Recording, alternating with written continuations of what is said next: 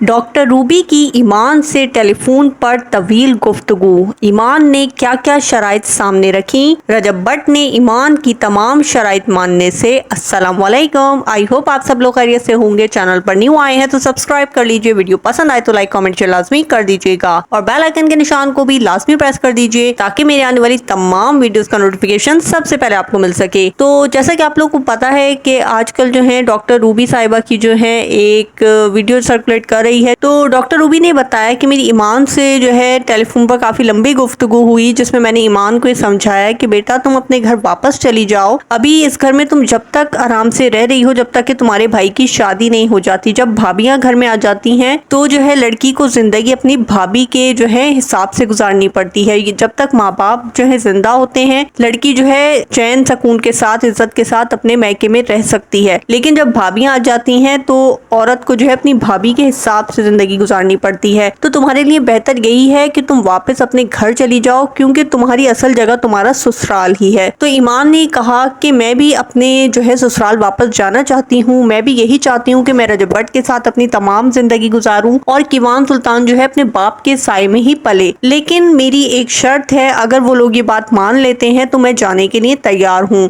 तो doctor Ruby ने बताया कि ईमान ने हमेशा की तरह एक ही बात की जो वो हमेशा करती हैं कि मैं जो हूँ इसी सूरत में जो है अपने ससुराल वापस जाऊंगी जब रजब भट्ट मुझे लेने के लिए आएंगे, क्योंकि मैं जो हूँ कई दफा वहाँ जा चुकी हूँ और मुझे कोई अच्छा पॉजिटिव रिजल्ट नहीं मिला और मैं वहाँ से वापस आ गई। तो अब मैं बिल्कुल भी खुद से वहाँ नहीं जाऊंगी जब तक कि मुझे लेने के लिए नहीं आया जाएगा। तो डॉक्टर रूबी ने यही कहा कि मैं तो यही कहूंगी कि ईमान तुम अपने बच्चे को लो और सामान उठाओ और वहाँ चली जाओ, क्योंकि मैका जो है जब तक ही अपना होता है जब तक माँ बाप जिंदा होते हैं। उसके बाद जो है औरत को तमाम जिंदगी अपनी भाई और भाभी के हिसाब से गुजारनी पड़ती है। तो उन्होंने जब ये तमाम बातें सुनी तो उन्होंने ये तमाम मैसेज रजब भट्ट के घर तक पहुंचाया। उन्होंने माँ जी को ये सब कुछ बताया। तो माँ जी ने यही कहा कि मैं तो रजब भट्ट को बहुत ज्यादा समझा चुकी हूँ। मैंने बहुत कहा है कि जो है कीवान को वापस ले आओ। हमारी तो सांसें ही कीवान के दम से चलती हैं। हम तो कीवान को बहुत याद करते हैं, हम उसके बगैर नहीं रह सकते। लेकिन रजब भट्ट जो है ईमान को वापस लाने के लिए तैयार नहीं है। उन्होंने यही कहा कि रजब भट्ट मेरी कोई भी बात नहीं सुनता, वो नहीं मानता कि ईमान को वापस लेकर आऊं। अब ये इन दोनों मियाँ बीवी का मामला है तो मैं इसमें क्या ही कर सकती हूँ। तो एक बात मेरी समझ में नहीं आती कि माँ जी वैसे तो कहती हैं कि मेरा बेटा बहुत अच्छा है, मेरी हर बात मानता है, तो आखिर ईमान के मामले पर आकर वो क्यों अटक जाता है। जब वो आपकी हर बात मानता है, जायज नाजायज हर चीज मान लेता है, तो अपनी बीवी और अपने बेटे को लाने के लिए क्यों राजी नहीं होता। यहाँ पर आकर बात कुछ उलझ सी जाती है। ऐसा लगता है कि आप लोग उसको या तो कहते ही नहीं है कि ईमान को लेकर आओ, या फिर वो आप लोगों के कहने पर ही ईमान को लेकर नहीं आता। क्योंकि जब वो आपकी हर बात मानता है तो अपनी बीवी को लाने पर इतना जो है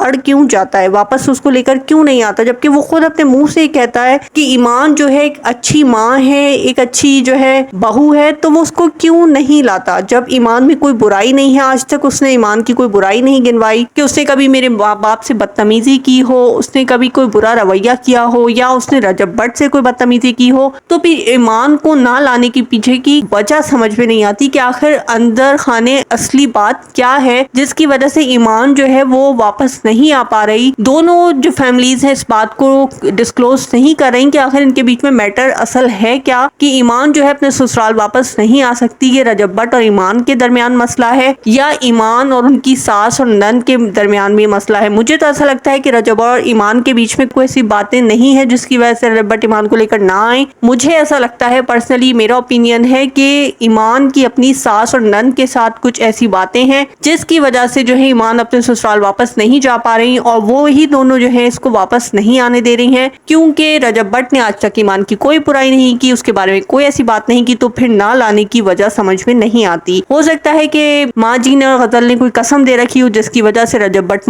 मजबूर हैं, ईमान को नहीं ला रहे, क्योंकि अपनी माँ और अपनी बहन की हर बात मानते हैं, तो इसलिए वो ईमान को नहीं ला पा रहे और ना ही वो उनको जो है तलाक दे रहे हैं, क्योंकि वो ईमान को छोड़ना भी नहीं चाहते।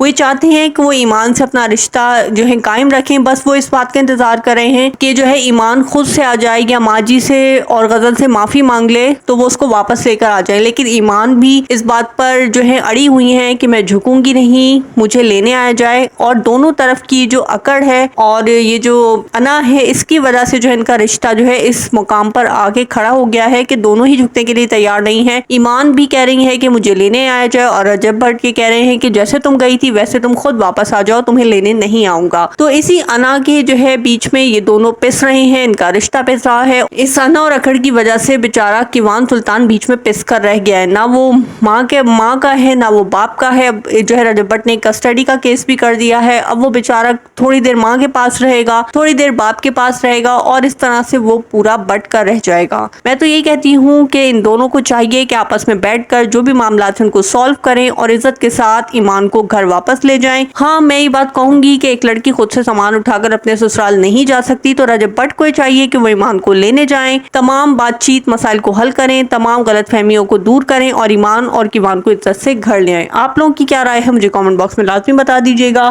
मेरे चैनल को सब्सक्राइब कर दीजिएगा और वीडियो को फुल वॉच कीजिएगा। अल्लाह हाफिज।